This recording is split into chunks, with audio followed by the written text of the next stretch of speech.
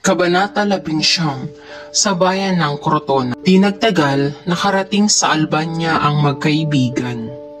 Pagkakita sa ama, napaluha si Florante nang muling manariwa ang sakit ng loob sa pagkamatay ng ina. Noon dumating ang sugo ni Haring Linceo.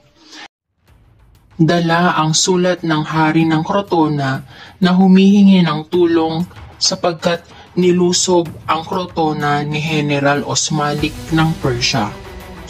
Pangalawa ito ng bantog na si Prinsipe Alatin na hinahangaan ni Florante at ayon sa balitay kilabot sa buong mundo.